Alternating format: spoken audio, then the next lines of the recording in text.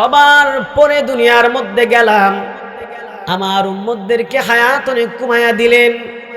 আমি অন্য নবীদের মতো আমল করতে পারবো না, অন্য নবীদের মতো হায়াত আমি মোহাম্মদ পাইনি। এই জন্য আমার দিলের মধ্যে অনেক বড় আফসোস আল্লাহ, আমার দিলের মধ্যে অনেক ভয় আল্লাহ, আমার দিলের মধ্যে অনেক আকাঙ্ক্ষা আল্লাহ। আপনি আমাকে হায়াত কমায়া দিলেন, আবার আমার উম্মতকে হায়াত কমায়া দিলেন। আপনি আমাকে শুরুতে মাঝে কখনো পাঠান নাই, আপনি আমাকে সর্বশেষ পাঠাইলেন। এই জন্য প্রতিনিয়ত আমি কান্না করি, চিন্তা করি, ভাবনা করি। আল্লাহ ডাইকা বলে, বন্ধু মুহাম্মদ, আপনাকে আমি সবার পরে পাঠাইছি, কিন্তু আপনার জন্য যে জিনিসগুলা রাখছি অন্য নবীদেরকে ওই জিনিসগুলা আমি আল্লাহ দেই নাই। চিল্লায় বলি সুবহানাল্লাহ। আল্লাহ বলে, বন্ধু মুহাম্মদ, আপনাকে আমি শুক্রবারের মতো একটি দিন দান করেছি। এই দিন হলো আপনার গরিব উম্মতের জন্য হজের মতো। এই দিন আমি অন্য কোন নবীদেরকে দেই নাই। এই দিনের ইবাদত অন্য নবীদেরকে আমি দান করি নাই রে বন্ধু মুহাম্মদ। আমরা সবাই জানি, একটা মায়ের যখন 5টা সন্তান হয়, বড় সন্তান যখন পৃথিবীতে আসে, ওই সন্তান যখন আব্বা বলে ডাক দেয়, আব্বার কলিজা ঠান্ডা হয়, মা বলে ডাক দিলে মার কলিজা ঠান্ডা হয়।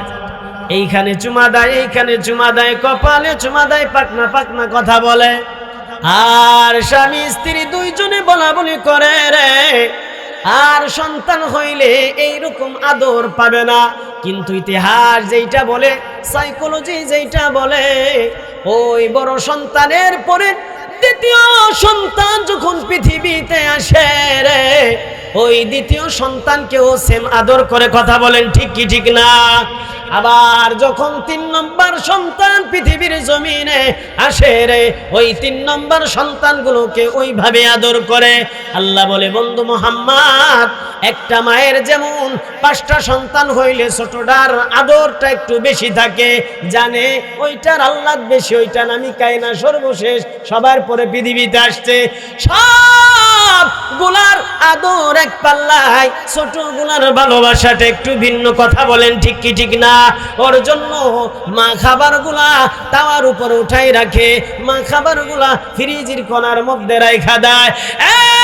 বন্ধু মুহাম্মদ, আপনাকে আমি সবার পরে পাঠাইছি, কিন্তু আপনার জন্য আমি যেই জিনিসগুলা রাখছি, এই জিনিসগুলো আমি দেই নেই কাউরে। এই জিনিসের মধ্যে একটা জিনিস হলো জুম্মার নামাজ। এই জুম্মার নামাজের কথা কিতাবের মধ্যে এরকম আসছে, আপনার উম্মতের ভিতরে যে উম্মতগুলা বাড়ি থেকে জুমার দিন পায়ে হাইটা হাইটা মসজিদে যাইয়া জুমার নামাজ আদায় করবে, নামাজের পরে আবার পায়ে হাঁটিয়া বাড়ির মধ্যে চলে যাবে, এই শুক্রবার থেকে শুরু করে ওই শুক্রবার মাঝখানে 7টা দিন চলে গেছে, যেই ছোট ছোট সগীরা গুনাহগুলো আপনার উম্মত করেছিল, শুধুমাত্র জুমার নামাজের উসিলায় আমি আল্লাহ মাফ করে দিব। চিল্লায় বলি সুবহানাল্লাহ। এই জুম্মার নামাজ আল্লাহর পক্ষ থেকে অন্যতম একটা নিয়ামত, যেইটা নবী মুহাম্মদ সাল্লাল্লাহু আলাইহি সাল্লামকে দিয়েছে, আমরা তার উম্মত, আমরাও পেয়েছি। আর একটা জিনিস, যখন রজব মাস চলে আসতেন, আল্লাহর পয়গম্বর দোয়া করতেন, আল্লাহুম্মা বারিক লানা ফি রজব ওয়া শাবান ওয়া বাল্লিগনা রমাদান। আল্লাহ, রজব তরায়া, শাবান তরায়া, রমজান পর্যন্ত আপনি আমাদের সকলকে হায়াতগুলোকে বৃদ্ধি করে দেন। সকলে চিল্লায় বলে আমিন। হ্যাঁ বন্ধু মুহাম্মদ, আপনাকে আমি জুমার নামাজের মতো বরকতওয়ালা উপহার রাখছি আপনার জন্য। ওই রমজানের মতো বরকতওয়ালা যেই জিনিসগুলা রাখছি রে, এই জিনিসগুলা আমি আল্লাহ আমার অন্য কোন নবীদেরকে দান করি নাই। চিল্লায় বলি সুবহানাল্লাহ। আমার গুনাহগার উম্মতগুলো এক এক মাস করে জীবন থেকে 11টি মাস চলে যাবে, কিন্তু যখন রমজানের রোজার আগমন শুরু হয়ে যায়, সারা বছর যেই ছেলেটা মসজিদে যায় না রে, দেখা যায় ওই ছেলেটা রমজান আসার সাথে সাথে টুপিটা লাগায়া মসজিদের বারান্দা থেকে শুরু করে আমল করা ভিতরে ঢুইকা যায়। যেই বাবাজি গুলো রমজানের আগে মসজিদের সীমানায় মসজিদের আঙিনায় চলাফেরা করে নাই, রমজান আসার সাথে সাথে আল্লাহর রহমত দিয়া ওই বেনামাজি চাচাও মসজিদের মধ্যে চলে আসে। আল্লাহ বলে, বন্ধু মুহাম্মদ, 11 মাস যদি আপনার উম্মত গুলো অপরাধ করে নিজের রূহগুলাকে নাপাক করে ফেলেছে, গুনাহ করে নিজের রূহগুলাকে কালো বানায় ফেলেছে, কিন্তু যখন রমজান পাইলো, রমজান আসলো, এই রমজান আসার সাথে সাথে রোজা রাখিয়া তারাবি পড়লো, সারি খাইলো, ইফতারি করলো, যখন আমি আল্লাহ আমাকে সন্তুষ্টি করার জন্য এইগুলা করলো, এক থেকে শুরু করে পুরাটা রমজানের রোজাগুলো আমি আল্লাহ আমাকে খুশি করার জন্য করলো।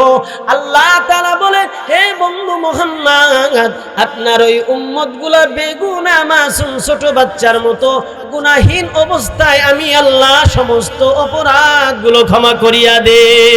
উলফত মে বরাবর কে ওয়ফা হো কে জফা হো, हर चीज में लज्जत है अगर दिल में मजा हो, हर चीज में लज्जत है अगर दिल में मजा हो। नारे तकबीर, नारे तकबीर। ला दिद्द वला निद्द वला हद्द लिमौला, ला दिद्द वला निद्द वला हद्द लिमौला, الآن كما كان ولم يلق زوالا, الآن كما كان ولم يلق زوالا। আসমানে আল্লাহ, জমিনে আল্লাহ,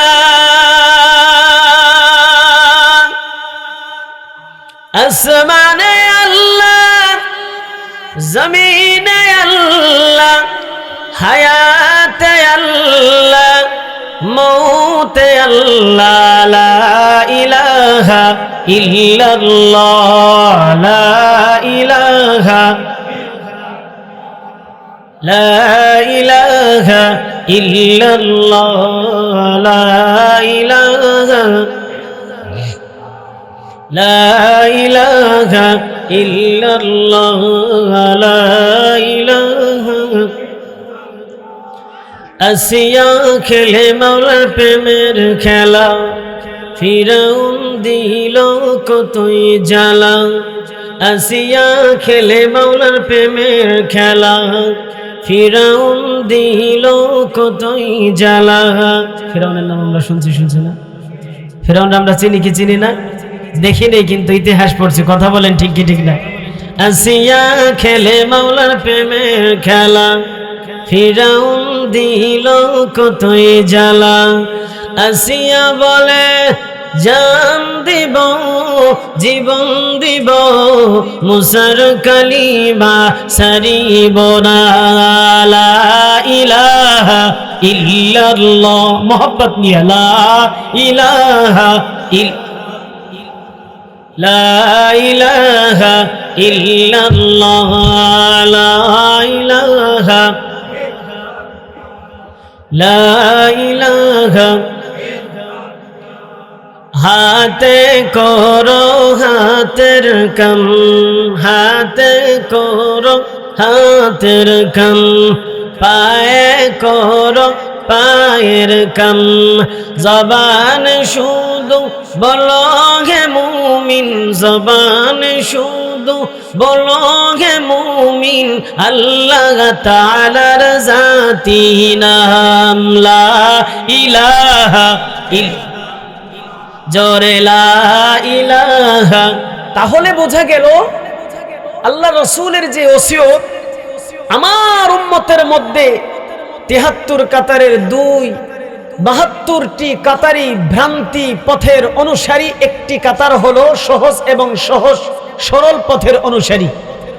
সাহাবীরা জিজ্ঞাসা করেন, ইয়া রাসূলুল্লাহ, ইয়া হাবিবাল্লাহ, ৭২ কাতারের অনুসারী কারা আর এক কাতারের অনুসারী কোন ব্যক্তিরা, আমরা জানতে চাই। আল্লাহর পয়গম্বর বলেন, ৭২ কাতারের অনুসারী তারা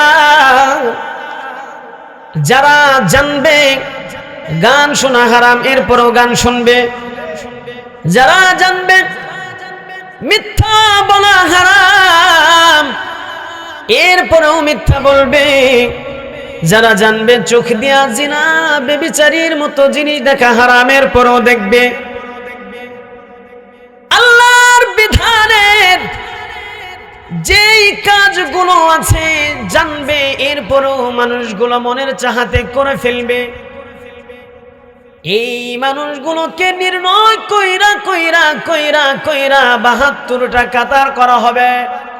কিন্তু এমন একটা কাতার আমার উম্মতের মধ্যে হবে রে, আমার উম্মত ফজরের আযানের সময় কানের মধ্যে আওয়াজ যাবে, আসসালাতু খায়রুম মিনান নাওম। যখন ফজরের সময় কানের মধ্যে আযানের আওয়াজ যাবে, এরপরে আমার উম্মত বিছানার মধ্যে তার শরীরটাকে না লাগায়া ঠান্ডা পানি দিয়ে ওযু বানায়া নামাজের মুসাল্লায় দাঁড়ায় যাবে। চিল্লায় বলি সুবহানাল্লাহ। যদি দেখে না আমার উম্মতের মধ্যে যেই মানুষগুলো ফজরের নামাজে ইমামের পিছনে যায় ইক্তেদা করে, ওই মানুষের ব্যাপারে কোনো সাক্ষীর দরকার নাই, কোনো সাক্ষর দরকার নাই। ওই মানুষটা ৭২ মানুষের চাইতে, ৭২ কাতারের মানুষের চাইতে এক কাতারের অনুসারী ওই মানুষটার মধ্যে ঈমানও আছে, আমলও আছে। ওই মানুষটাকে সাক্ষী দেওয়ার দরকার নাই, ওই মানুষটার ব্যাপারে কোনো সাক্ষ্য খোঁজার দরকার নাই। মানুষটাকে ভালোবাসবা, কারণ ওই মানুষটাকে আমার আল্লাহ ভালোবাসে, ওই মানুষটাকে আল্লাহর ফেরেশতারা ভালোবাসে, ওই মানুষটাকে দুনিয়ার মানুষেরা ভালোবাসে। দুনিয়ার মানুষেরা যেই মানুষটা বিনা স্বার্থে বিনা অর্থে ফজরের নামাজ পড়ার জন্য মসজিদে চলে যায়, ওই মানুষটা অন্য মানুষের তুলনায় লক্ষ গুণ আল্লাহর কাছে প্রিয় হয়ে যায়। তাহলে আমরা বুঝলাম ৭২ কাতারের অনুসারী যারা, এদের কাছে যে কোনো গুনাহের কাজ করতেই মজা লাগে, যে কোনো অপরাধ তাদের কাছে মজা লাগে, যে কোনো কাজ তাদের কাছে ভালো লাগে। ওই কাজ আল্লাহ নিষেধ করছে, ওই কাজ থেকে আল্লাহ বিরত নিজেকে রাখতে বলছে, এইটা দেখার বিষয় না। আমার নফসে যে এইটা বলছে আমি ওইটাই করি, এইটাই হলো ৭২ কাতারের অনুসারী বেদিন মার্কা মানুষ। কথা বলেন ঠিক কি ঠিক না? আর যদি দিলে সাক্ষী দেয়, কিরামান কাতিবিন 2 জন ফেরেশতা আমার সাথে সব সময় লেগে আছে, সব সময় আমার সাথে সিসি ক্যামেরার মতো লেগে আছে। এই কিরামান কাতিবিন আমাকে এক বিন্দু পরিমাণ ছাড় দিবে না, এক বিন্দু পরিমাণ আমার আমানতের খেয়ানত করবে না। এতটুকু চিন্তা চেতনা যদি দিলের মধ্যে আসে, এতটুকু চিন্তা ভাবনা যদি দিল থেকে নিজেরা উপলব্ধি করতে পারি, আল্লাহর কসম করে বলি ওই মানুষটা কখনো খারাপ কাজের সাথে লিপ্ত হতে পারে না, খারাপ কাজের সাথে লিপ্ত হতে পারে না। চিল্লায় বলেন ঠিক কি ঠিক না? তাহলে বোঝা গেল আমরা ৭২ কাতারের অনুসারী হব না, একটা কাতারের অনুসারী হব। আল্লাহ আমাদের সকলকে তৌফিক দান করুক। সকলে চিল্লায় বলে আমিন। আচ্ছা, এখন নবীজির আমাদেরকে আল্লাহ তাআলা কেমন নবী দিলেন, আর আমাদের নবী কেমন দামি একজন মানুষ, আমাদের নবীর পাওয়ার কেমন, এই বিষয় সংক্ষিপ্ত কিছু কথা আপনাদের মাঝে তুলে ধরবো, মনোযোগ দিয়ে শুনবেন তো সবাই ইনশাআল্লাহ? শুনবেন ইনশাআল্লাহ? আচ্ছা, আমার রাসূলকে সবার পরে দুনিয়ার মধ্যে পাঠাইছে, আমরা জানি কি জানি না? আমার রাসূলকে সবার পরে দুনিয়ার মধ্যে আল্লাহ তাআলা পাঠিয়ে সবচাইতে হায়াতের পরিমাণ কম দিছে, জানি কি জানি না?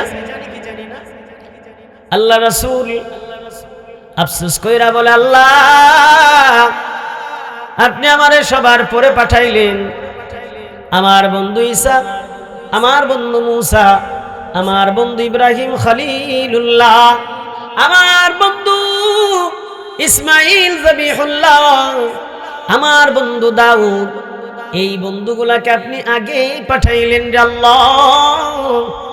আমি মুহাম্মদ আমাকে সর্বশেষ অবস্থায় নবী হিসেবে দুনিয়ার মধ্যে পাঠাইলেন। আল্লাহ আমি মুহাম্মদ সবার পরে দুনিয়ার মধ্যে গেলাম, আমার উম্মতদেরকে হায়াত অনেক কমায়া দিলেন। আমি অন্য নবীদের মতো আমল করতে পারবো না, অন্য নবীদের মতো হায়াত আমি মুহাম্মদ পাইনি। এই জন্য আমার দিলের মধ্যে অনেক বড় আফসোস আল্লাহ, আমার দিলের মধ্যে অনেক ভয় আল্লাহ, আমার দিলের মধ্যে অনেক আকাঙ্ক্ষা আল্লাহ। আপনি আমাকে হায়াত কমায়া দিলেন, আবার আমার উম্মতকে হায়াত কমায়া দিলেন।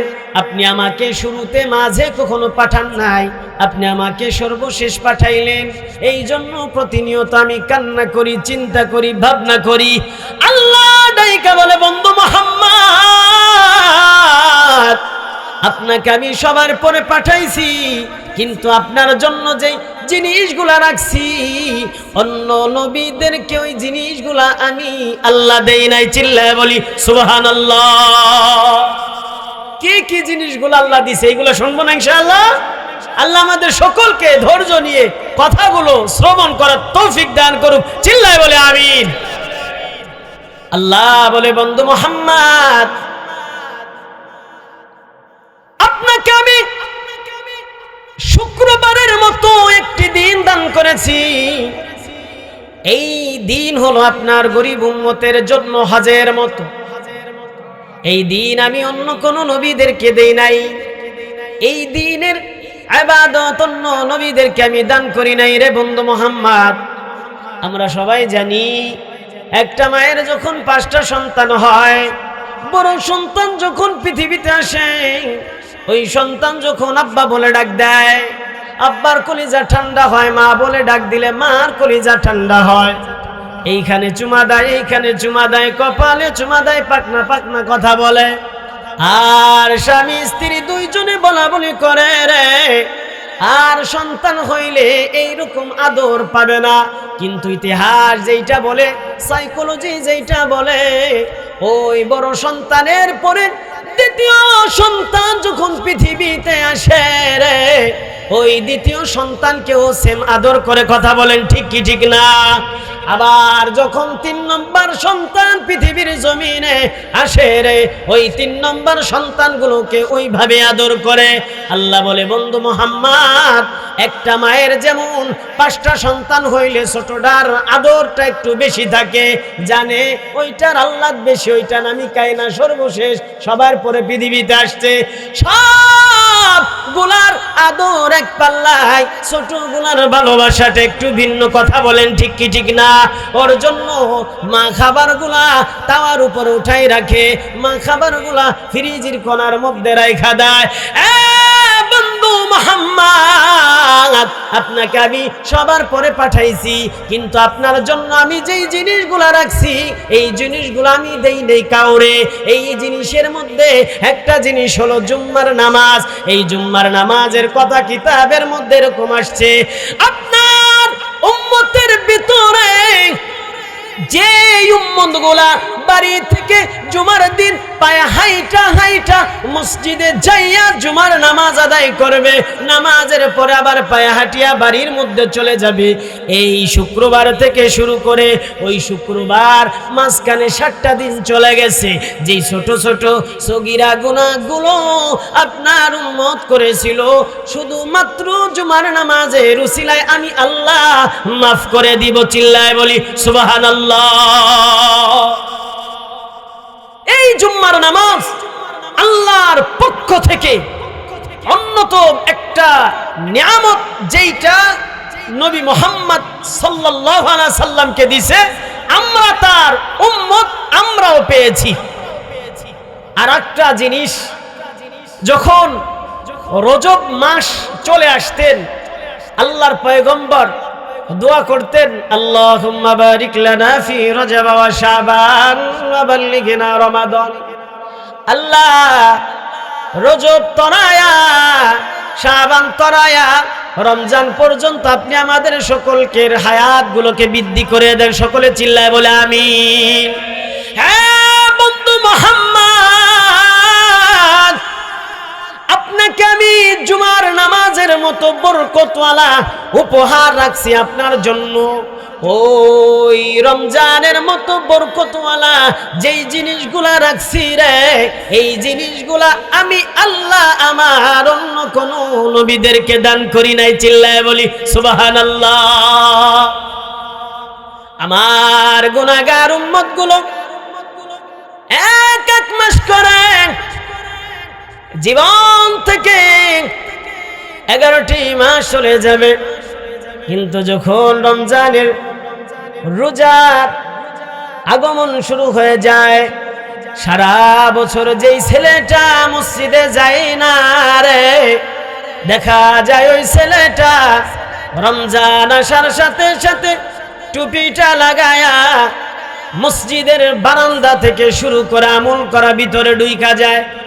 যে বাবাজি গুলো রমজানের আগে মসজিদের সীমানায়, মসজিদের আঙিনায় চলাফেরা করে নাই, রমজান আসার সাথে সাথে আল্লাহর রহমত দিয়া ওই বেনামাজি চাচাও মসজিদের মধ্যে চলে আসে।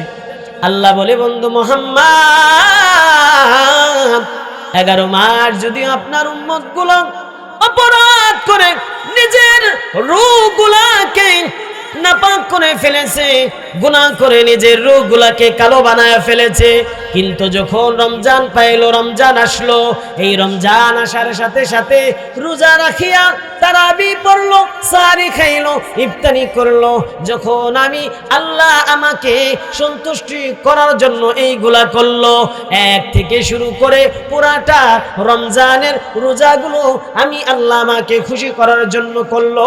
আল্লাহ তাআলা বলে, হে বন্ধু মুহাম্মদ, আপনার ওই উম্মতগুলা বেগুনা মাসুম ছোট বাচ্চার মতো গুনাহীন অবস্থায় আমি আল্লাহ সমস্ত অপরাধগুলো ক্ষমা করিয়া দেই। আমরা সবাই জানি আমাদের নবীর উপরে কোরআনে কারীম 30টি পারা নাজিল করেছে। চিল্লায় বলি সুবহানাল্লাহ। এই কোরআনে কারীম 30 পারা অন্য নবীকে দান করা হয়।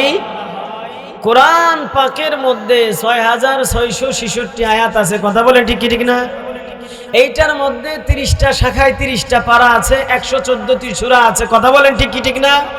এই 114টি সূরা, সূরা বাকারা থেকে শুরু করে সূরা নাস পর্যন্ত 114টি সূরা 6666 আয়াত দান করেছে। এই 6666 আয়াতের যে কোনো একটা আয়াত আপনার উম্মত পড়া ধরলে প্রতিটা হরফের বিনিময়ে আমি আল্লাহ আপনার উম্মতকে 10টি করে নেকি দান করব। চিল্লায় বলি সুবহানাল্লাহ। রাসূলের শান নিয়ে কথা বলা শুরু করছি। আমার নবীকে যে জিনিসগুলা দিছে অন্য নবীদেরকে দেয় না। অন্য নবীর উম্মতেরা যে জিনিসগুলা পাইছে তার থেকে দ্বিগুণ আমরা পেয়েছি। চিল্লায় বলি সুবহানাল্লাহ। সবে বরাত নামে একটা জিনিস আল্লাহ আমাদেরকে দিচ্ছে। আগামীকাল দিন যাওয়ার পরে রাতে এই আমলের সময় সবে বরাত সম্পর্কে এরকম আসছে যে সারা বছর আমরা জানি, সারা বছরে যখন সংসদে কোনো বাজেট পাস হয়, কোথায়, কোন জেলায়, কোন সাইটে, দক্ষিণ পূর্ব অঞ্চল, শরীয়তপুর, ফরিদপুর, মাদারীপুর, বাংলাদেশের 64 জেলাতে কোন জায়গায় কি পরিমাণ কাজগুলো হবে, সারা বছরের বাজেটগুলো তাদেরকে হাতে পৌঁছায় দেওয়া হয়, তাদের হাতে লিপিবদ্ধ করে দেওয়া হয়। আগামী কাল দিন গিয়ে রাতের যে ইবাদতগুলো, এই সবে বরাতের রাতে সমস্ত কিছুর বাজেট করা হয়। লাইলাতুল কদর, সবে বরাতের পরে যে 27-এর নামাজ নামে আমরা চিনি, যেটাকে আমরা লাইলাতুল কদর বলে আমরা চিনি, এই সময়টাকে সারা বছরের বাজেটগুলো লিপিবদ্ধ করে দিয়ে লাইলাতুল কদরে ফেরেশতাদের হাতে লিপিবদ্ধ করে দেওয়া হয়। হ্যাঁ ফেরেশতারা, তোমরা না বলেছিলা আল্লাহ আপনার ইবাদত করার জন্য, আপনার হুকুম আহকাম পালন করার জন্য আমরাই তো আছি, আপনার হুকুম আপনার তাবেদারি করার জন্য আমরাই তো আছি, আপনি এক্সট্রা আবার কি সৃষ্টি করতে চাচ্ছেন?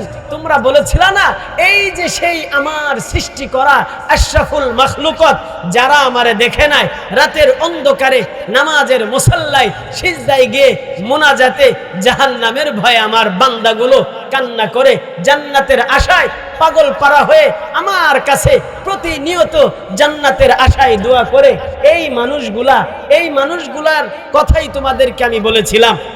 আর এই মানুষগুলাই আমাকে ডাকে, আমার কাছে চায়, কোনো একটা অপরাধ হয়ে গেলে আমার কাছে নিজের শিরটাকে, কপালটাকে নেতিয়ে দেয়, সময় দেয়, সমীপে দেয়, একেবারে জমিনে কপালটাকে ঠেকিয়ে দিয়ে নিজের কৃতকর্মের কথা সবগুলো আমার কাছে বলে।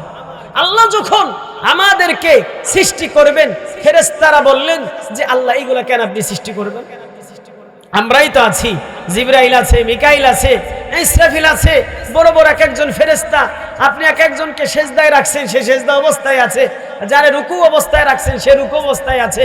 আল্লাহ এই মানুষ দিয়ে আবার আপনি কি করবেন? এরা আবার কি করবে? আল্লাহ তাআলা বলে, হে ফেরেশতারা, আমি এমন একটা জাতি সৃষ্টি করতে চাচ্ছি, আমি এমন একটা জাতি সৃষ্টি করার পরিকল্পনা করতেছি, যে জাতি আমি আল্লাহ আমারকে কখনো দেখে নাই, যে জাতি আমি আল্লাহ আমারে কখনো দেখতে পায় নাই। এই জাতিগুলো আমার নামের উপর আমার ইবাদত করবে। ওই জাতিগুলো জানবে লা ইলাহা ইল্লাল্লাহু মুহাম্মাদুর রাসূলুল্লাহ, আল্লাহ ছাড়া কোনো ইলাহ নাই, এবং সর্বশ্রেষ্ঠ এবং সর্বশেষ নবী মুহাম্মাদুর রাসূলুল্লাহ সাল্লাল্লাহু আলাইহি ওয়াসাল্লাম। আমার এই জাতিগুলা আমার ইবাদত করবে, জাহান্নামের ভয়ে পাগলের মতো কান্না করবে, জান্নাতের আশায় প্রতিনিয়ত দোয়া করবে। দেখবা ছোট ছোট জায়গায় মজলিস করে আল্লাহ আল্লাহ নামের জিকির করে, সুবহানাল্লাহ সুবহানাল্লাহ নামের জিকির করে, আলহামদুলিল্লাহ আলহামদুলিল্লাহ নামের জিকির করে। আমার এই জাতি আমাকে কখনো দেখে নাই, আমাকে কখনো দেখতে পারে নাই, এরপরও আমার আমলগুলা এইভাবে পাগলের মতো করবে। ফেরেশতারা তোরা সাক্ষী থাক, আমার যেই বান্দাগুলো আমাকে না দেখিয়া এইভাবে আমলগুলা করবে, আমি আল্লাহ আমার ওই বান্দার পুরস্কার আমার নিজ কুদরতি হাতে আমার বান্দাকে আমি দান করব। এই যে রোজা আসতেছে, এই রোজার জন্য আমরা সবাই প্রস্তুতি আছি তো ইনশাআল্লাহ? আচ্ছা, আল্লাহ রাসূল সাল্লাল্লাহু আলাইহি সাল্লাম যে দোয়া করতেন, আল্লাহুম্মা বারিক লানা ফি রজব ওয়া শাবান ওয়া বাল্লিগনা, কিতাবের মধ্যে আসছে। আল্লামা জুলফিকার নকশবন্দি রহমাতুল্লাহ আলাইহি তিনি তার কিতাবের মধ্যে লিখেছেন যে রজব মাসে সমস্ত মানুষের আমলের পরিমাণ 500 গুণ বেড়ে যায়। চিল্লায়ে বলি সুবহানাল্লাহ। রজব শেষ হয়ে যাওয়ার পরে যখন শাবানে পদার্পণ করে, এই শাবানে পদার্পণ করলে মানুষগুলোর আমলের পরিমাণ 700 গুণ বেড়ে যায়। শাবান শেষে যখন রমজানে পদার্পণ করে, তখন মানুষগুলোর আমলের পরিমাণ 1000 গুণ বাড়িয়ে দেয়। চিল্লায় বলি সুবহানাল্লাহ। এখন আসি, এই তিনটার উদাহরণ এইভাবে হতে পারে। রজব হলো বাতাসের মতো, শাবান হলো মেঘের মতো, আর রমজান হলো রহমতের বৃষ্টির মতো। আপনারাই বলেন, এই মাঠের মধ্যে যদি 100 চামড়া রাখা হয়, এই 100 চামড়ার দুর্গন্ধে আশেপাশের ফ্যামিলির মানুষগুলা ক্লান্ত পাগলের মতো হয়ে যাবে। কিন্তু যখন এই চামড়াগুলোর উপরে বাতাসের স্পর্শ পড়বে, এই চামড়াগুলোর উপরে আসমানে যখন মেঘের ছায়া দেখতে পাবে, আর আসমান থেকে যখন এই নাপাকির উপরে দীর্ঘ সময় নিয়ে বৃষ্টি বর্ষণ করবে, আপনারা চিল্লায়া উত্তর দিবেন, চামড়ার দুর্গন্ধ থাকবে না, চলে যাবে। রজবটা হলো বাতাসের মতো, শাবান হলো মেঘের মতো, আর রমজান হলো রহমতের বৃষ্টির মতো। রহমতের বৃষ্টিটা কিরকম? একটা মানুষ পুরা শরীরের মধ্যে পায়খানার মল নিয়ে দাঁড়ায় আছেন, আসমান থেকে যদি 20 মিনিট, 25 মিনিট, 40 মিনিট যদি বৃষ্টির মধ্যে দাঁড়িয়ে থাকে, মাথা থেকে পা পর্যন্ত যদি মলও থাকে, এই 40 মিনিটের, 20 মিনিটের, 30 মিনিটের সময়ের বৃষ্টির কারণে তার শরীরের সমস্ত ময়লাগুলো ধুয়ে পরিষ্কার হয়ে মানুষটা পরিপূর্ণ পবিত্র হয়ে যাবে। চিল্লায় বলি ঠিক কি ঠিক না?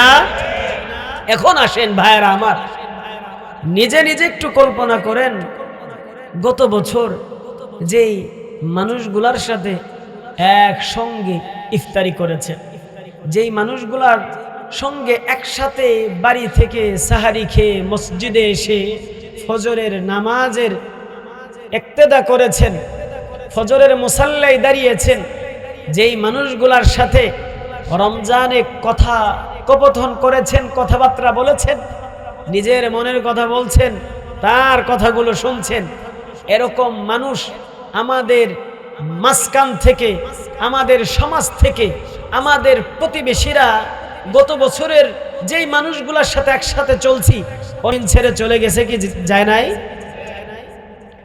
আমার মহল্লায় শুক্রবারের দিন একজন কোরআনের হাফেজ, তিনি নামাজ পড়লেন। শনিবারে রবিবারে কথা বললাম, তিনিও এই এলাকায় টিউশনি করায়, আমিও একটা ব্যাচ পড়াই।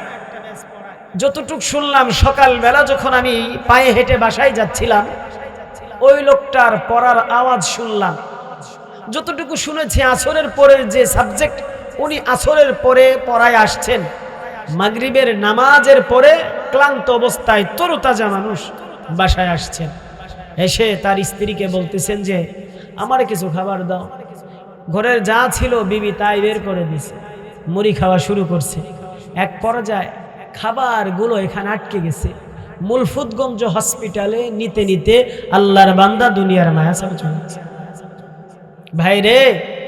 ভাইরে, গত রমজানে যারা ছিল, এই রমজান অনেকেই নাই।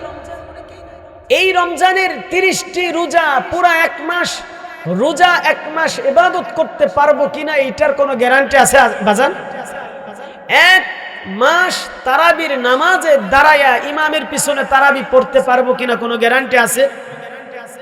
কোনো গ্যারান্টি নাই। কিন্তু রাসূল করিম সাল্লাল্লাহু আলাইহি সাল্লাম বলেন, তোমরা রমজানকে গনিমত মনে কইরো, তোমরা রমজানটাকে নিয়ামত মনে করে আল্লাহর কাছে রমজান পাওয়ার আশায় সব সময় দোয়া করবা। আমরা পারবো তো ইনশাআল্লাহ?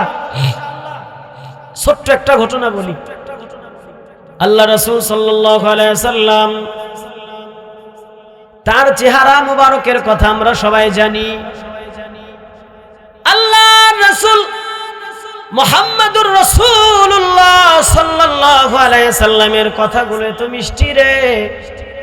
নবীজির চেহারার সৌন্দর্য এত আকর্ষণীয়, কাফের আসছে নবীজিকে হত্যা করার জন্য রে।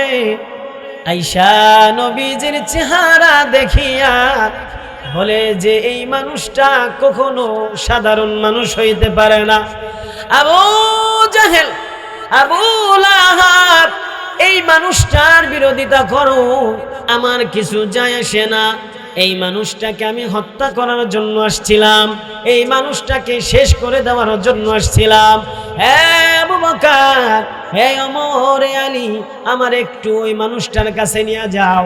তরোয়াল নিয়ে নবীজির কাছে হাঁটতে হাঁটতে পা পা করে নবীজির সামনে যায়। আল্লাহর পয়গম্বরের কাছে বলে, ওগো পয়গম্বর, আপনার কাছে আসছি আমি আমার কল্লাটা দেওয়ার জন্য। এই তরবারিটা এতদিন মুসলমানের বিপক্ষে কাজ করত, সব সময় ইহুদি মুশরিকদের পক্ষে কাজ করত। ওগো বন্ধু মুহাম্মদ, ও আব্দুল্লাহর বেটা মুহাম্মদ পয়গম্বর, আমি আর দেরি করতে চাই না, আমার রন্দাটা আপনি জমা নেন, আর আপনার হাতে রাইখা হাতে হাত রেখে আমাকে পরায়া দেন লা ইলাহা ইল্লাল্লাহু মুহাম্মাদুর রাসূলুল্লাহ। চিল্লায় বলি সাল্লাল্লাহু আলাইহি ওয়াসাল্লাম। আল্লাহর রাসূলের দুইজন সাহাবী, এই সাহাবী দুইজন কাফের ছিল। এক পর্যায়ে আল্লাহর রাসূলের হাতে হাত রেখে কালিমা পড়ে মুসলমান হয়ে গেছে। চিল্লায় বলি সুবহানাল্লাহ। একজন মুসলমান হওয়ার কিছুদিন পরেই রাসূলের সাথে যুদ্ধে শরীক হয়েছে। ওই যুদ্ধের ময়দানেই জিহাদ করতে করতে এক পর্যায়ে মানুষটা শহীদ হয়ে মারা গেছে। আরেকজন 1 বছর পরে মারা গেছে। যেই দুই বন্ধু একসাথে রাসূলের হাতে হাত রেখে কালিমা পড়ে মুসলমান হয়েছে, একজন 1 বছর আগে যুদ্ধের ময়দানে জিহাদ করতে করতে শহীদ হয়েছে, আর একজন যুদ্ধের ময়দানে শহীদ হয় নাই, কিন্তু 1 বছর পরে কি করছে, মারা গেছে। আল্লাহ রাসূলের আর একজন সাহাবী স্বপ্ন দেখে যে রাসূলের দুইজন সাহাবী একসাথে মুসলমান হইল, যেজন জিহাদের ময়দানে শহীদ হয়েছে ওই জনের তুলনায় পরের বছর যিনি মারা গেছে, এই মানুষটাকে আল্লাহ জান্নাতে যাওয়ার আগে আগে পারমিশন দিছে। চিল্লায় বলি সুবহানাল্লাহ। এই কথাগুলো সাহাবীদের মধ্যে আলোচনা করছে, আমি এই স্বপ্ন দেখলাম।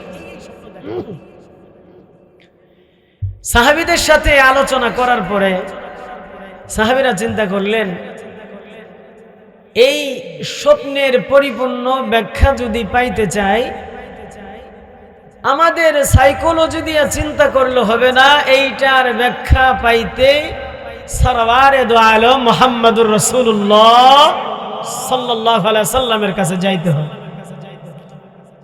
আল্লাহ রাসূল সাল্লাল্লাহু আলাইহি সাল্লাম তার কাছে একদল সাহাবী যায় হাজির, যায় সালাম দিছে, আসসালামু আলাইকুম ইয়া রাসূলুল্লাহ। আল্লাহর পয়গম্বর বলছেন, উত্তর দিলেন ওয়ালাইকুম আসসালাম, বললেন হঠাৎ এই সময় আমার কাছে? বলে যে আল্লাহ রাসূল, অমুক গোত্রের দুইজন কাট্টা কাফের আপনার কাছে এসে মুসলমান হয়েছিল। একজন 1 বছর আগেই তো জিহাদের ময়দানে শহীদ হয়ে নিজের জীবনকে বিলীন করে দিয়েছে, আর একজন 1 বছর পরে মারা গেছে। ঘটনাক্রমে আজকে আমি স্বপ্নে দেখলাম যে শহীদি মর্যাদা লাভ করলো, এই মানুষটার আগেই যেই মানুষটা 1 বছর পরে মারা গেল, এই মানুষটাকে জান্নাতের ফয়সালা আল্লাহ তাআলা কইরা দিছে। এইটার অর্থ, এইটার উত্তর আপনার কাছে জানার জন্য আসছে। আল্লাহর পয়গম্বর মুহাম্মদুর রাসূলুল্লাহ সাল্লাল্লাহু আলাইহি ওয়াসাল্লাম বলেন, সাহাবীরা রে, তোমরা কি জানো না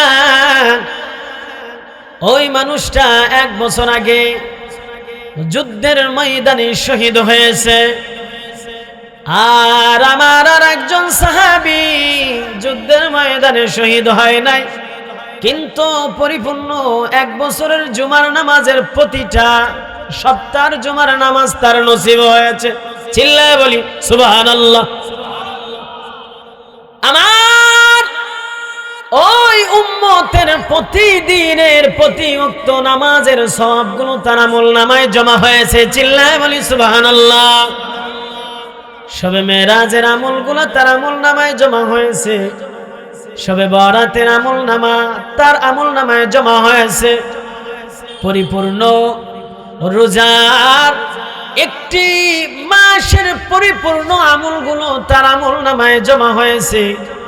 এই জন্য আল্লাহ তাআলা খুশি হইয়া ও এক বছর আগে যেই সাহাবী যুদ্ধের ময়দানে মারা গেল রে, ওই সাহাবীর তুলনায় এক বছর যেই সাহাবী আমল করে মারা গেল, আল্লাহ তাআলা আমলকে এমন ভাবে পছন্দ করেছে রে, ওই আমলকে পছন্দ করে আল্লাহ তাআলা ওই শহীদি সাহাবীর আগে এই সাহাবীকে জান্নাতের ঘোষণা দিয়ে দিয়েছে।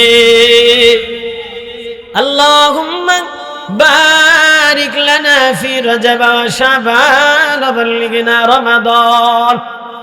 আল্লাহর পয়গম্বর সব সময় মুনাজাতে দোয়া করতেন।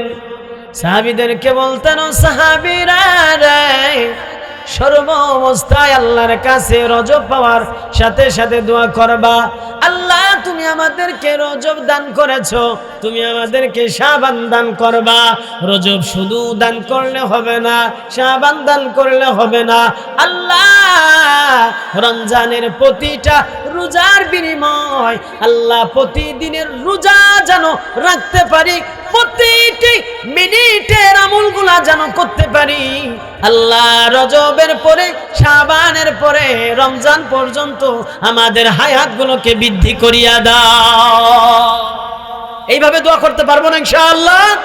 আল্লাহ আমাদের সকলকে এইভাবে দোয়া করার তৌফিক দান করুক। সকলে চিল্লায় বলে আমিন।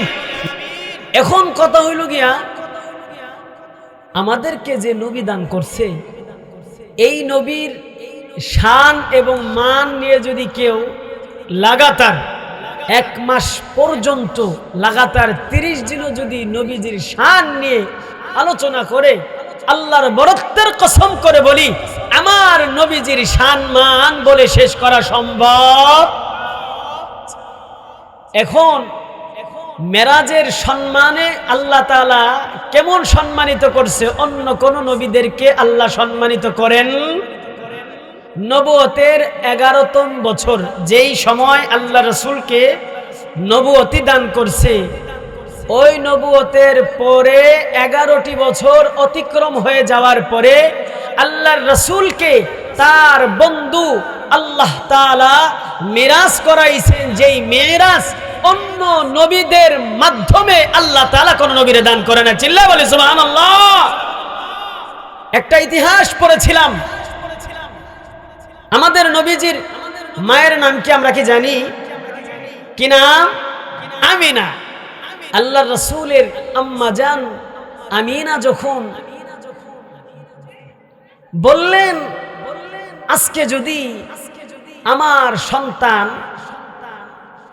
ওর বাবা বাইচা থাকতো, তাহলে মক্কার আনাছে কানাছে গ্রাম গঞ্জ শহর বন্দর সবগুলো ঘুরায়া ঘুরায়া ওর বাবা দেখাইতো। আমেনা এই কথা বলছে কার বিষয়? আল্লাহর হাবিবের বিষয়। ইলহামের মাধ্যমে জানায়া দেওয়া হয়েছে।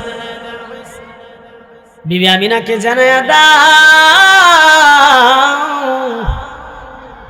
আমার বন্ধুকে এমন ঘুরান ঘুরাবো, কিয়ামত পর্যন্ত মানুষ এই ঘোরার বিষয়ে আলোচনা করবে। অন্য মানুষদেরকে আমি আল্লাহ এরকম ঘোরানো ঘোরাবো না। চিল্লায় বলি সুবহানাল্লাহ। আল্লাহ রাসূল সাল্লাল্লাহু আলাইহি ওয়াসাল্লাম ইতিম ছিলেন, শুধু ইতিম না, আল্লাহর পয়গম্বর কিছু বছর পরে আবার মিসকিন হয়ে গেলেন। নবীকে এত ভালোবাসতেন, কেমন ভালোবাসতেন রে মানুষ, একটু দিলের কানটা লাগায়া শুনি। আমার নবীকে সবাই ভালোবাসতেন। মক্কার সমস্ত মুশরিক কাফের বেদুইন এক নামে চিনতেন, আল আমিন। কি নামে চিনতেন? এই নামের অর্থ কি আমরা জানি? বিশ্বাসী। আল আমিন নামের অর্থ কি? বিশ্বাসী।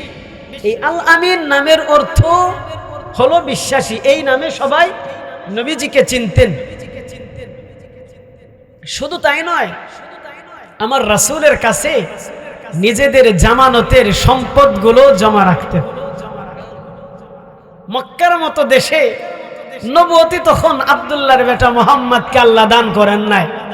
তখন থেকেই মক্কার মানুষের হৃদয়ে, অন্তরের মণিকুঠায় একটা আত্মবিশ্বাস আল্লাহ জন্ম দিছে কি দেয় নাই? সমস্ত মক্কার মানুষেরা সম্পদগুলো জমা রাখতেন কার কাছে? রাসূলের কাছে। একদিন নবুয়তি আসবেন আলামত পাইছে, এমন সময় সমস্ত মুশরিকদেরকে ডাইকা ডাইকা বললেন, আমাকে তোমরা কেমন বিশ্বাস করো? বলে যে আব্দুল্লাহর বেটা মুহাম্মদ আল আমিন তোমাকে কেমন বিশ্বাস করে তুমি জানো? তুমি যদি বলো এখানে দাঁড়িয়ে যে শত্রুপক্ষ উপার থেকে এসে আক্রমণ করে আমাদেরকে ধ্বংস করে ফেলাবে, আমরা দ্বিতীয়বার কোনো প্রশ্ন করব না। তুমি বলতে দেরি আছে, আমাদের বিশ্বাস করতে দেরি নাই। চিল্লায় বলি সুবহানাল্লাহ। কতটা আত্মবিশ্বাস, কেমন ভালোবাসা তার হৃদয়। আল্লাহ রাসূল সাল্লাল্লাহু আলাইহি সাল্লাম বললেন, আমাকে তোমরা ভালোবাসো? মুশরিকরা এক বাক্যে উত্তর দিলেন, অবশ্যই তোমাকে ভালোবাসি। আমার কথা তোমরা কি বিশ্বাস করো? মুশরিকরা এক বাক্যে উত্তর দিল, হ্যাঁ অবশ্যই বিশ্বাস করি। আল্লাহর পয়গম্বর বলেন, হ্যাঁ মক্কার লোকেরা, যেই ধর্ম নিয়ে এতদিন ছিলাম এই ধর্ম চেঞ্জ করতে হবে। নতুন একটা ধর্ম আসতেছে, এই ধর্মের মালিক দুনিয়ার কোনো মানুষ না, এই ধর্মের মালিক স্বয়ং আমার আল্লাহ। এই ধর্মের রক্ষণাবেক্ষণা কোনো পণ্ডিত পাদ্রী, কোনো ইমাম সাহেব, এমপি মন্ত্রী কেউ করে না। এইটার রক্ষণাবেক্ষণার দায়িত্বে কলকাঠি নারে আমার আল্লাহ। পারবা কি বাপ মা দাদা দাদির ধর্মগুলা ছাইরা আমার আল্লাহর ধর্মে নিজেকে রূপান্তরিত করতে? এই দাওয়াত দেওয়ার পরে আল্লাহর পয়গম্বর এই দাওয়াত দিলেন। এই দাওয়াত দেওয়ার পরে আল্লাহর রাসূলের মুখের দিকে সমস্ত মুশরিকেরা তাকায় আছেন, বলে যে তুমি যে আমাদের সাথে এমন করবা আমরা কখনো চিন্তা করি নাই। দাদা দাদি বাবা মায়ের ধর্ম ছেড়ে আমাদের অন্য ধর্মে যাওয়া অসম্ভব, পসিবল না। চিল্লায় বলি নাউযুবিল্লাহ। সিদ্দিক আকবার আবু বকর রাদিয়াল্লাহু তাআলা আনহু বললেন, হ্যাঁ মুহাম্মদ, আপনাকে যে ধর্মের কথা বলা হয়েছে আপনি আমাকে শোনান। আল্লাহর নবী বিস্তারিত শোনায়া দিলেন। আবু বকর সহ অন্য মানুষগুলো এখানে দাঁড়ায় দাঁড়ায় শুনলেন। আবু বকর বললেন, বন্ধু মুহাম্মদ, আমাকে আর দেরি করতে হবে না, আমাকে বুঝাইতে হবে না। আপনি আপনার ধর্মে রূপান্তরিত করার জন্য আমাকে পড়ায় দেন লা ইলাহা ইল্লাল্লাহু মুহাম্মাদুর রাসূলুল্লাহ। চিল্লায় বলি সুবহানাল্লাহ। আমি আবু বকর যেই মানুষটাকে ছোট থেকে চিনে আসছি, জেনে আসছি, দেখে আসছি, এই মানুষটাকে কোনোদিন আমি মিথ্যা বলতে শুনি নাই। এই মানুষটাকে কোনোদিন আমি আমানতের খেয়ানত করতে দেখি নাই। এই মানুষটাকে কোনোদিন আমি বেগানা নারীর দিকে চোখ তুলে তাকাইতে দেখি নাই। এই মানুষটার আচার আচরণের সাক্ষী দেয় দুনিয়ার কোনো সাধারণ মানুষ না। এই মানুষটার কথা বলার ভঙ্গিমা মক্কার অন্য মানুষদের চাইতে ভিন্ন। এই মানুষটার চাহনি যেরকম মক্কার অন্য মানুষের চাইতে তার চাহনি ভিন্ন। সুতরাং আজকে আমাকে যে কালিমার দাওয়াত দেওয়া হয়েছে, আমি এক বাক্যে সাক্ষী দিয়ে দিলাম, এইটা দুনিয়ার কোনো রক্ষণাবেক্ষণার কোনো কথা না, আমার আল্লাহ পাকের পক্ষ থেকে মুহাম্মাদের উপর এইটা ওহী। আবু বকর সাক্ষী দিয়ে উম্মতে মুহাম্মাদীর সর্বপ্রথম সর্বস্থান অধিকার করে নিলেন, সম্মান বাড়িয়ে দিলেন কে? সম্মান বাড়লো কিসে? লা ইলাহা ইল্লাল্লাহু মুহাম্মাদুর রাসূলুল্লাহ সাল্লাল্লাহু আলাইহি ওয়াসাল্লাম কালিমা পড়ার কারণে সম্মান বাড়ছে না কমছে? আচ্ছা, এক এক করে আস্তে আস্তে যাব, আপনারা ধৈর্য সহকারে শুনবেন। রাজি আছেন ইনশাআল্লাহ? বলতেছিলাম যে মেরাজের কথা, আল্লাহর পয়গম্বর কথা যখন আমিনাকে ইলহামের মাধ্যমে জানায় দেয়া হলো, তোমার বেটা মুহাম্মদকে এমন ভাবে ঘোরানো হবে, এমন নিদর্শনগুলো দেখানো হবে, যেই নিদর্শনগুলো অন্য নবীদেরকে আমি আগে কখনো দেখাই, ইলহামের মাধ্যমে জানাই। মেরাজের রাতের ঘটনা আমরা সবাই জানি, এরপরও আজকে একটু বলি, শুনবেন ইনশাআল্লাহ। আল্লাহ রাসূল সাল্লাল্লাহু আলাইহি সাল্লামের মেরাজের জন্য একটা আয়াত নাজিল হয়েছে, সূরা বনী ইসরাইলের প্রথম আয়াত। বিসমিল্লাহির রহমানির রহিম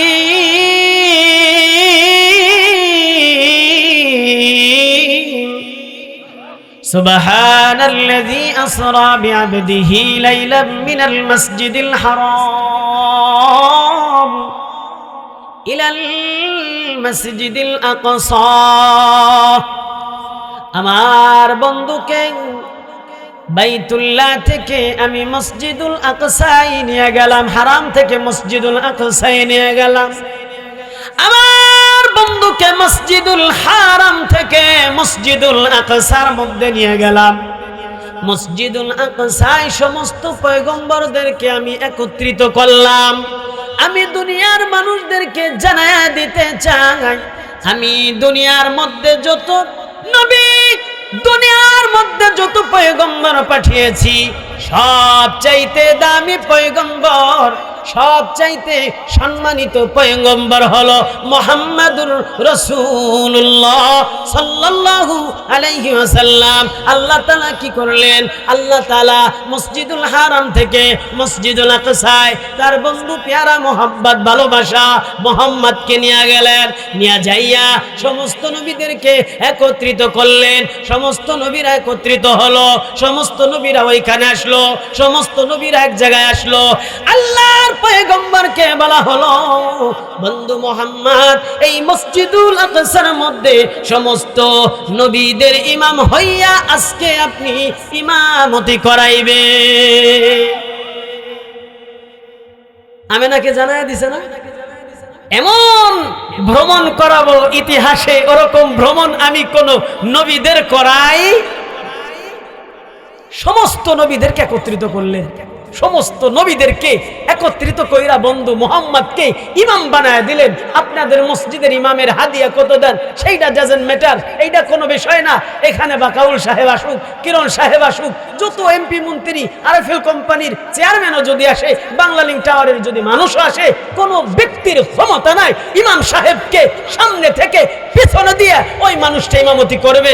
সুতরাং নেতা যে সে সবার সামনেই থাকে, চিল্লায় বলে ঠিক না? নেতা যে সে পিছনে থাকে না সামনে থাকে?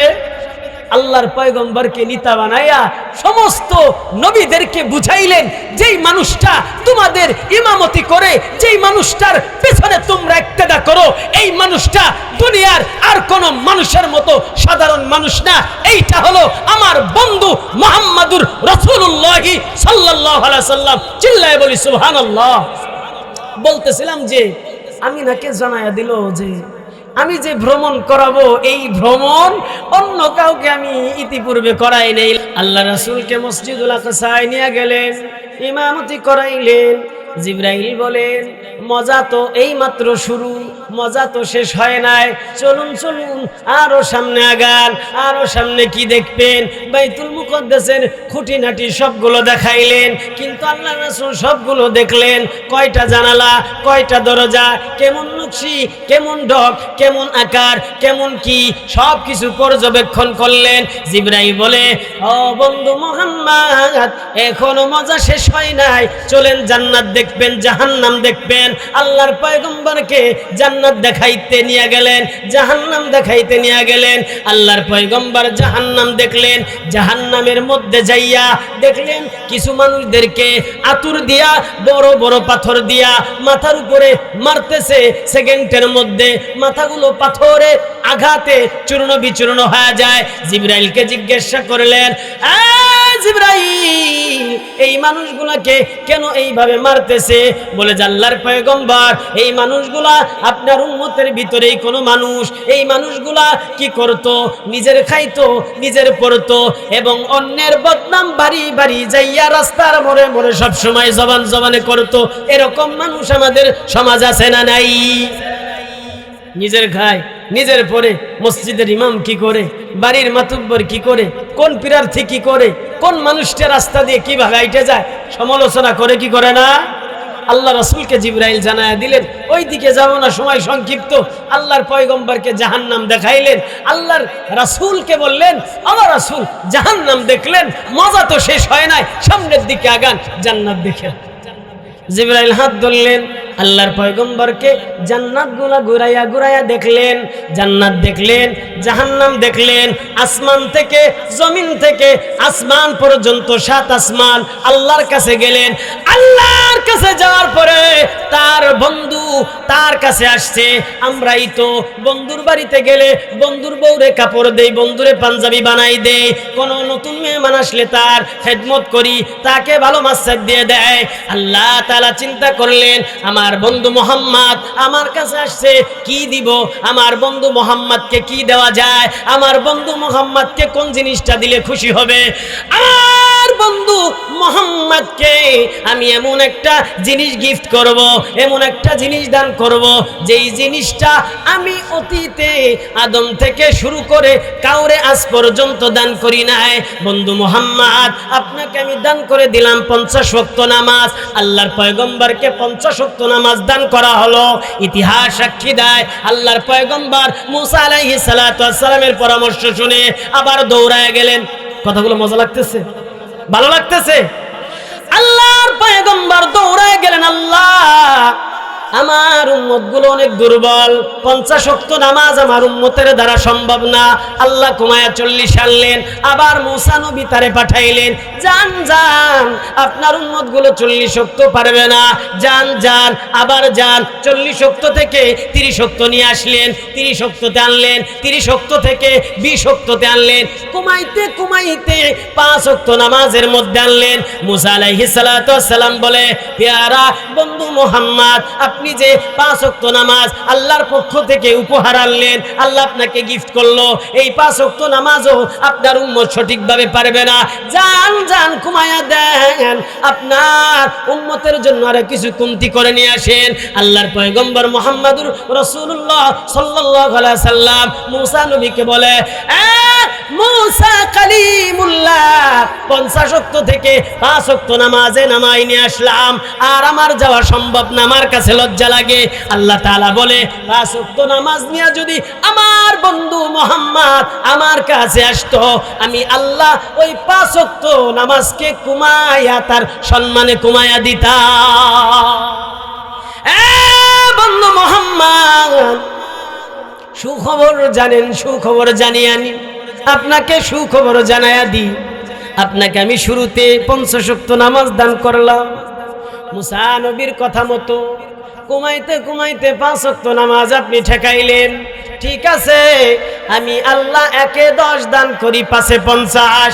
আপনার উম্মতের জন্য 50 ওয়াক্ত নামাজ আমি বরাদ্দ করেছিলাম। আপনি আপনার সম্মানে ঘুমাইতে ঘুমাইতে আমি 5 ওয়াক্ত নামাজে ঠেকাইলাম।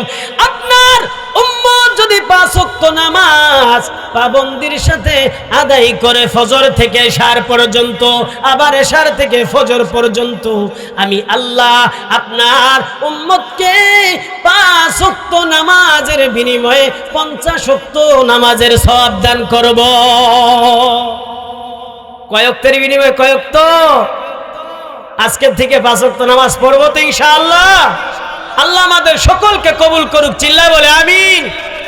বলছিলাম না, সারা রাত্র যদি নবীজির শান মান নিয়ে আলোচনা করি শেষ করা সম্ভব। আল্লাহর পয়গম্বরকে সুখবর দিলেন, মেরাজ সব কমপ্লিট। আর অনেক কিছু আছে। আরেকটা বিষয় আপনাদের উত্থাপন করব। দুনিয়া যে ক্ষণস্থায়ী কিছুই না, এটার একটা উদাহরণ দিব। এই জন্য চ্যাপ্টার এখানে ক্লোজ করে দিলাম।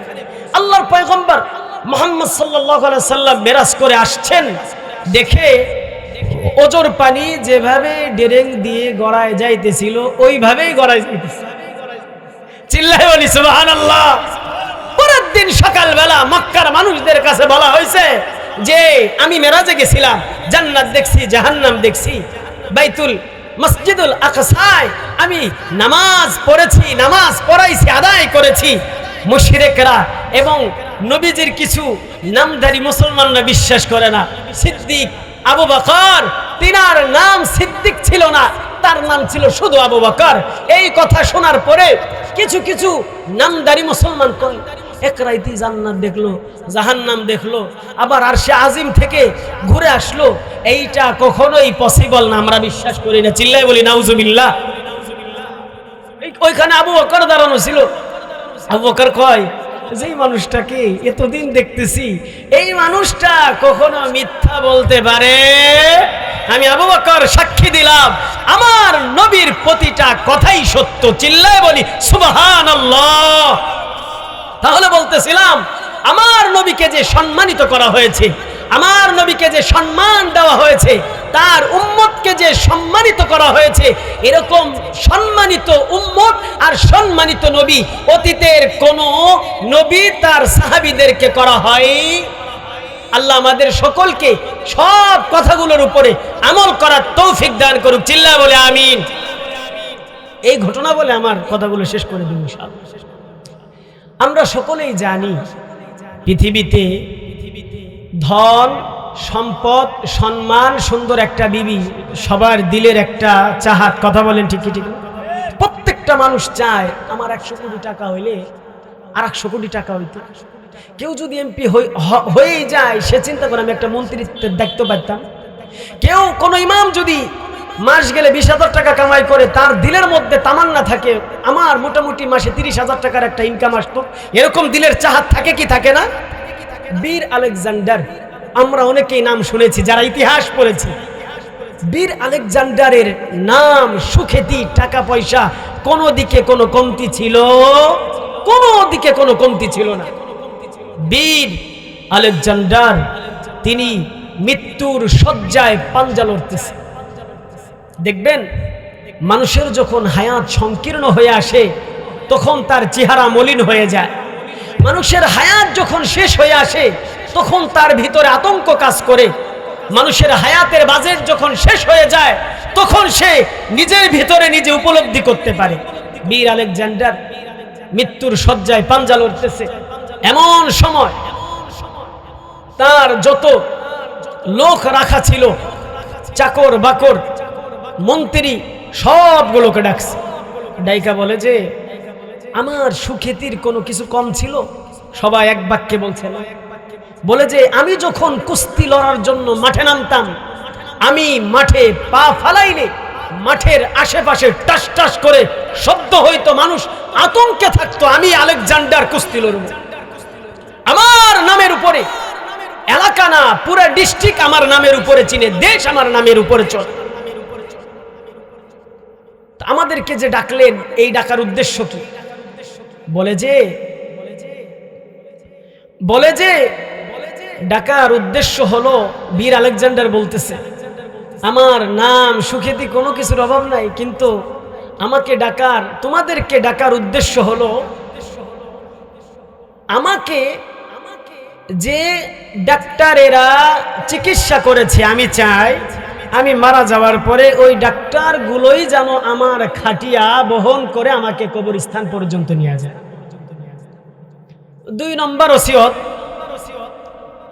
আমি যে সম্পদগুলো কামাই করেছি, উপার্জন করে রেখেছি, জমা করেছি, এইগুলা আমার বাড়ি থেকে শুরু করে কবরস্থান পর্যন্ত সবগুলা ছিটায়া দিবা, সবগুলা এইভাবে ফালায়া ফালায়া কবরস্থান পর্যন্ত নিয়ে যাবে। পরিশেষে মানুষদেরকে কাফনের কাপড় দিয়া সুন্দরভাবে মুড়াইয়া মাঝখানে গিট দাও, এই গিটের মাঝখান দিয়ে 2টো হাত আমার বের করে দিবা। এই 3টা ওসিয়ত আমার দম বের হওয়ার পরে, আমি মারা যাওয়ার পরে এই 3টা ওসিয়ত তোমরা পালন করবা। যার টাকায় সংসার চলছে এতদিন, যার কাছে থেকে তার সন্তানগুলোর মুখে খাবার তুলে দিয়েছে তার উজির নাজিরেরা, তার কথার অমান্য করা কি সম্ভব? এখন বলতেছে যে হুজুর, হুজুর মানে মুরব্বী, বলে যে 3টা ওসিয়ত করলেন, এই 3টার যদি উদ্দেশ্য আমাদেরকে একটু পরিষ্কার করে বলতেন, আমরা মনের মধ্যে একটা শান্তি ফিল করতাম। বীর আলেকজান্ডার বলে, আমার সুনাম সুখ্যাতি, আমার টাকা পয়সা ধন দৌলত কোনো কিছুর অভাব ছিল না। আমি যখন কুস্তি লড়তাম, জয়ের মালা গলায় নিয়ে আসতাম, মানুষগুলো আমাকে এক পলক দেখার জন্য পাগলের মতো হয়ে যাইত। ডাক্তারেরা সর্বোচ্চ চেষ্টা করলো আমাকে বাঁচানোর জন্য, এবং আমার ধন সম্পদগুলো আমি উপার্জন করে জমা করেছি। 1 নম্বরে যেটা করবা, আমার মরণের পরে যে ডাক্তারগুলো আমাকে বাঁচানোর জন্য চিকিৎসা করেছে, এই ডাক্তারগুলো দিয়া আমার খাটিয়াটা বহন করাবা। কেন বহন করাবা? আমি দুনিয়ার মানুষদেরকে জানায় দিতে চাই, দুনিয়ার মানুষ, ডাক্তার চেষ্টা করতে পারে কিন্তু বাঁচানোর ক্ষমতা ডাক্তারের নাই। চিল্লায় বলেন ঠিক কি ঠিক না? ডাক্তারের বাঁচানোর ক্ষমতা নাই, ডাক্তার শুধু চেষ্টা করতে পারে। এইটা মানুষদেরকে জানায় দিতে চাই। হ্যাঁ মানুষেরা, তোমরা ডাক্তারের ভরসায় কখনো হায়াতকে ডিপেন্ড করবা না। আল্লাহ চাইলে তোমাকে নিয়ে যাইতে পারে, আল্লাহ চাইলে তোমাকে রাইখা দিতে পারে। আমি দুনিয়ার মানুষদের কাছে এটা দৃষ্টান্ত রেখে যায়, হে দুনিয়ার মানুষেরা রে, ডাক্তার চেষ্টা করতে পারে কিন্তু ডাক্তার বাঁচাইতে পারে না। এই জন্য ডাক্তার দিয়া আমার খাটিয়াটা বহন করাবা। 2 নম্বরে, সম্পদগুলা যখন আমার কাছে আসতো আমি মনে করতাম এইগুলার মালিক আমি, এইগুলা আমার কাছেই থাকবে, কিন্তু দেখলাম না, না, এই সম্পদের মালিক আমি না। আমি আলেকজান্ডার যখন থাকবো না, আমি আলেকজান্ডার যখন মারা যাব, আমি আলেকজান্ডার যখন চলে যাব, আমার এই সম্পদগুলো অন্য মানুষেরা ভক্ষণ করবে, ব্যবহার করবে। এই জন্য আমি মানুষদেরকে জানায় দিতে চাই, তোমরা সম্পদ আসলে দানও করবা, খরচ করবা, জমা করবা, কিন্তু দান সৎকা না দিয়ে সম্পদগুলা জমা করে রাখো না। এই সম্পদগুলা জমা করে রাখলে কিয়ামতের ময়দানে এই সম্পদগুলা তোমার বিরুদ্ধে আল্লাহর কাছে বিচার দিবে। কথা বলেন ঠিক কি ঠিক না? 3 নম্বরে, মানুষদেরকে সাদা কাপড়ের মধ্যে মোড়ায়া পায়ে বান্ধন দেয়, মাজার কাছে পেটের কাছে বান্ধন দেয়, এই মাথার কাছে মুরনি দিয়া বান্ধন দেয়। আমি দুনিয়ার মানুষদেরকে জানায় দিতে চাই, হ্যাঁ দুনিয়ার মানুষেরা রে, আমি আলেকজান্ডার এসেছিলাম খালিয়াতে, যাচ্ছি আমি খালিয়াতে। সুতরাং দুনিয়ার মোহে পড়ে যদি দুনিয়াকে যদি আঁকড়ে ধরো, দুনিয়াকে যদি চিরস্থায়ী বাসিন্দা বানাইতে চাও, এইটা কখনোই সম্ভব না। আমি আমার সুখ্যাতি সুনাম কোনো কিছুই আমার সাথে নিয়ে যাইতে পারলাম না। আমার টাকা পয়সা ধন দৌলত কোনো কিছু আমি নিয়ে যাইতে পারলাম না। মায়ের পেট থেকে খালিয়াতে এসেছিলাম, খালিয়াতে আবার যাওয়া লাগতেছে। সুতরাং আমার তিনটি ওসিয়ত করার উদ্দেশ্য হলো, হে দুনিয়ার মানুষ, কখনো সম্পদকে নিজের আমানত ভাববা না। এইটা আল্লাহ দিছে তোমাকে ব্যবহার করার জন্য। 2 নম্বরে এই সুখ্যাতি সুনাম কোনো কিছুই তোমার সাথে যাবে না। আর 3 নম্বরে হলো, যেই ডাক্তার দিয়া তুমি চিকিৎসা নাও, এই ডাক্তারের বাঁচানোর কোনো ক্ষমতা নাই, সে কখনোই সম্ভব না, বাঁচাইতে পারবে না। সুতরাং তাওয়াক্কালতু আলাল্লাহ, আল্লাহর উপরে সব সময় আশা ভরসা করার দরকার আছে না নাই? আসমানে যেইটা ফয়সালা হয়, জমিনে ওইটা কার্যকর হয়। চিল্লায় বলি ঠিক কি ঠিক না? আসমান থেকে যদি ফয়সালা হয়, আমি আমিনুল এই আলোচনা শেষে আমার গন্তব্যস্থানে আমি যাইতে পারবো না। এইটা ফেরেশতাদের কাছে নোট দিয়ে দেওয়া হয়েছে, এইটা দুনিয়ার মধ্যে কার্যকর হবে। আপনারা 1 দিন আগে হোক, 2 দিন পরে হোক, আপনারা 3 দিন পরে হোক জানতে পারবেন অমুক দিন অমুক তারিখে যে হুজুর ফরিদপুর থেকে এসেছিল উনি অ্যাক্সিডেন্টে মারা গেছে। সুতরাং আমি বুঝলাম আসমান থেকে যেইটা ফয়সালা হয়, জমিনে ওইটা কার্যকর হয়। ঠিক কি ঠিক না? আল্লাহ যদি সম্পদের মালিক বানায়, এই সম্পদ থেকে দান সদকা যাকাত দিব কি দিব না? দিব তো ইনশাআল্লাহ। সম্পদ থেকে দান করব, যাকাত দিব তো ইনশাআল্লাহ। ডাক্তারের চিকিৎসার উপরে নিজের হায়াতের ডিপেন্ড, নিজের হায়াতের কখনো এইটা ভাববো না চিকিৎসা করলে আমি সুস্থ হইলে বাইচে থাকবো। আপনি যে পরিমাণ হায়াতের বাজেট নিয়ে আসছেন, ওই পরিমাণই বাঁচবেন। একদিন আগেও মরবেন না, একদিন পরেও মরবেন না। চিল্লায় বলেন ঠিক কি ঠিক না? ভাইয়েরা আমার,